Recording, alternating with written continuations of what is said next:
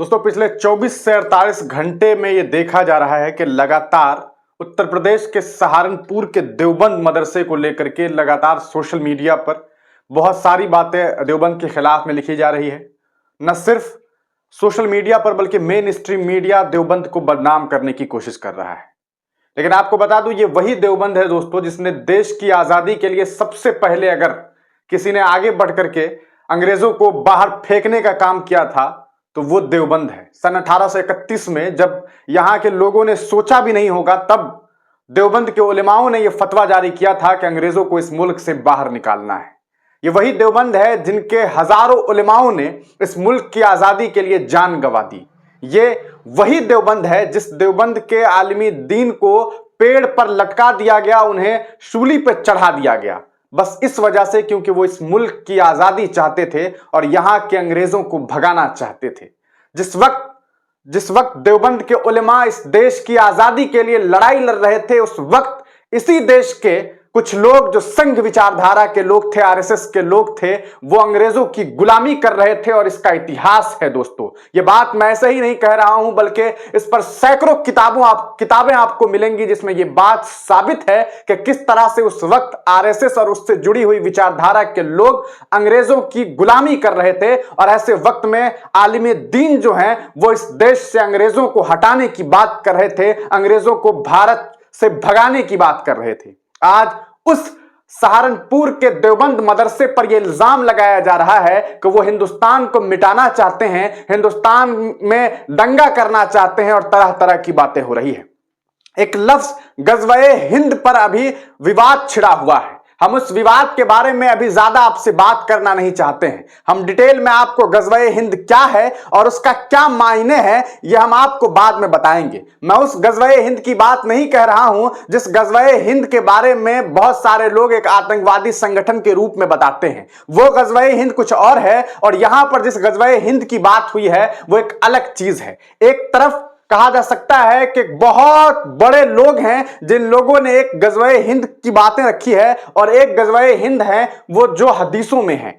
आखिर उसकी क्या सच्चाई है हम इसके बारे में आपको बाद में बताएंगे और हम कोशिश करेंगे कि किसी उलेमा से बात करके इसके बारे में आपको बताएं। लेकिन इस बीच इससे रिलेटेड इतना विवाद बढ़ गया है कि आप इस शख्स को देखिए। ये आपको स्क्रीन पर एक शख्स दिखाई देगा, अभी इस शख्स को देखिए। यति नरसिंहानंद नाम है इस इंसान का। यति नरसिंहानंद जो है वो इतना बड़ा नफरती है कि देश के missile man APJ Abdul Kalam को भी आतंकवादी कहता है। ये वो शख्स है जो उत्तर प्रदेश के मुख्यमंत्री को उल्टी सीधी बातें कहता है तुम्हारे बाप में दम है तो ये करके दिखाओ, इस तरह की बातों का इस्तेमाल करता है। ये वो इंसान है जो मुसलमानों के बारे में जहर उगलता है लेकिन इसके ऊपर कार्रवाई नहीं होती है।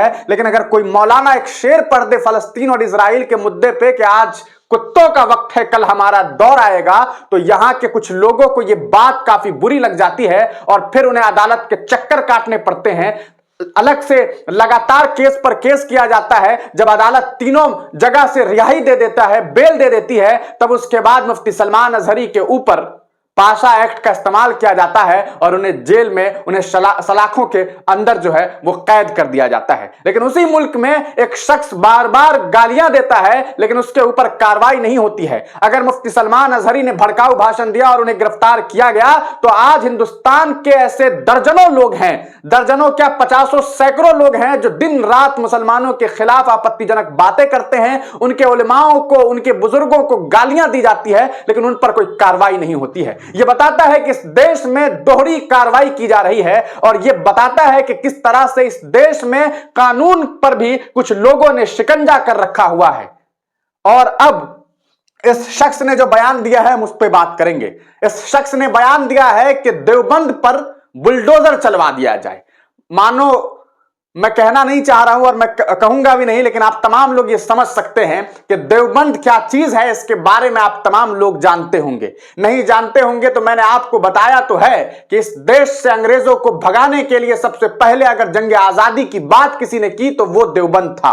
आप कभी देवबंद के इतिहास को पढ़िए और आपको अंदाजा होगा कि किस तरह से देवबंद ने इस मुल्क के लिए काम किया है और करता रहा है। आज भी अगर आप देवबंद में जाएंगे तो आपको इस बात का अंदाजा होगा कि वहां सिर्फ इल्म दीन सिखाया जाता है, बल्कि वहां जाने के बाद आपको मालूम होगा कि यहां के बच्चे इस हिंदुस्तान की मिट्टी, इस हिंदुस्तान के लोगों के लिए, इस हिंदुस्तान की तरक्की के लिए कितना सोचते हैं। लेकिन उस मदरसे को अब डिमोलिश करने की बातें की जा रही है, बुलडोजर चलाने की बात की जा रही है। मानो किसी के अब्बा का बुलडोजर हो और अब बेटा हुक्म कर रहा हो कि पिताश्री इसको गिरा दीजिए। गजब हाल है इस देश में कुछ लोगों का, लेकिन ऐसे लोगों के ऊपर कार्रवाई नहीं होती है। आप तमाम लोग इस वीडियो को सुनिए और उसके बाद आप खुद अंदाजा लगाइए कि किस तरह से इस शख्स के अंदर जहर है और यह जहर उगल रहा है। लेकिन मुझे समझ नहीं आता है कि जो शख्स उत्तर प्रदेश के मुख्यमंत्री के बारे में अनर्गल बातें करता हो, आखिर वहां के मुख्यमंत्री की ऐसी क्या मजबूरी है कि इस शख्स के ऊपर कार्रवाई नहीं होती है।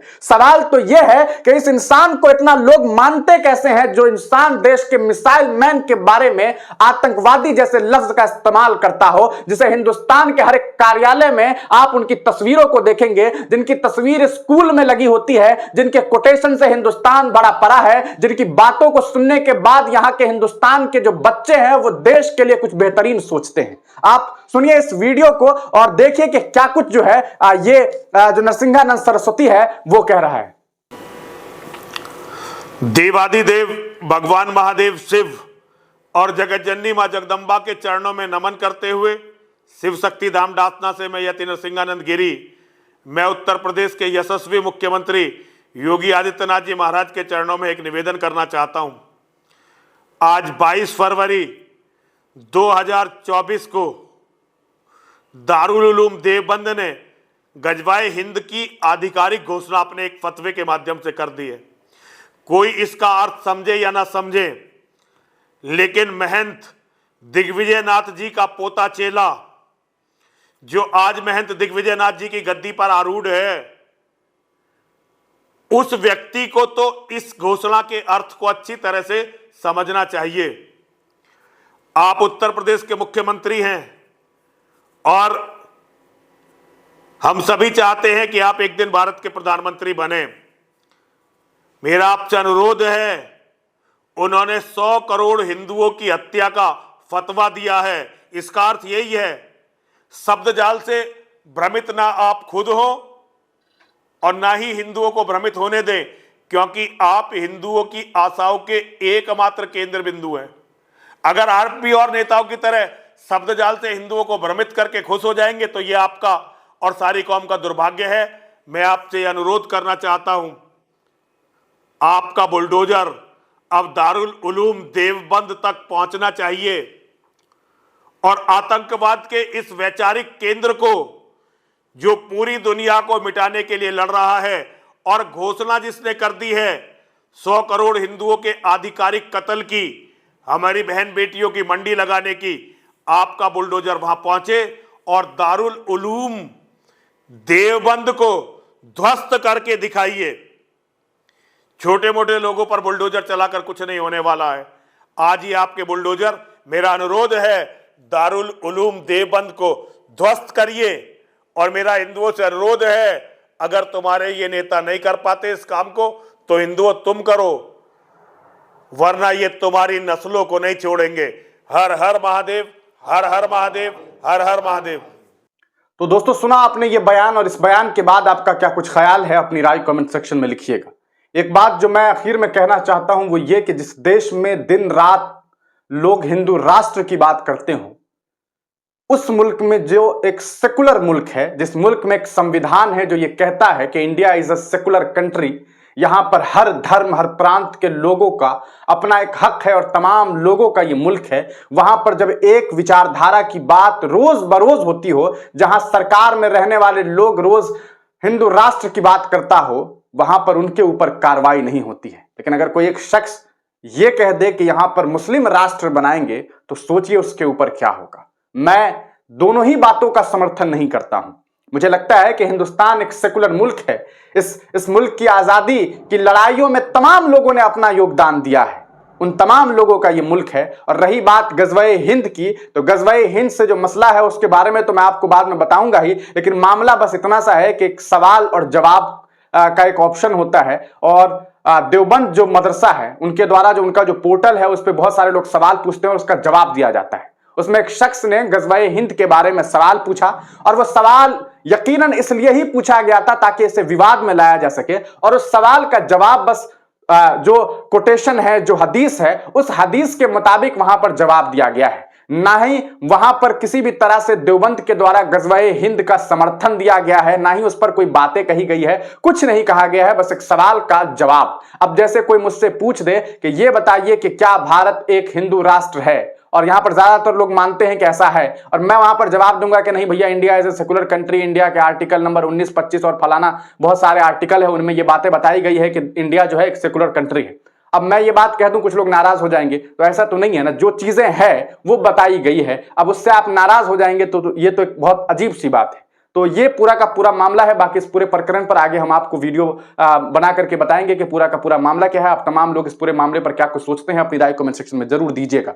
किसी भी तरह के जो लोग होते हैं, कोई भी इंसान होता है, उन्हें कम से कम बोलने से पहले 10 बार सोचना चाहिए। जिस तरह से ये शख्स लगातार भड़काऊ भाषण दे रहा है, ये बताता है कि इसके ऊपर कुछ लोगों का हाथ है, या फिर इसके पास कोई ना कोई किसी न किसी चीज का रिमोट कंट्रोल है, जिसकी वजह से लोग इनके ऊपर कार्रवाई नहीं कर रहे हैं। वरना ऐसे लोगों से न सिर्फ किसी एक माशरे को बल्कि पूरे हिंदुस्तान को नुकसान है। आप तमाम लोग अपनी राय कमेंट सेक्शन में लिखिएगा। तब तक के लिए दीजिए इजाजत, फिर मिलेंगे किसी नई वीडियो के साथ, किसी नई पेशकश के साथ।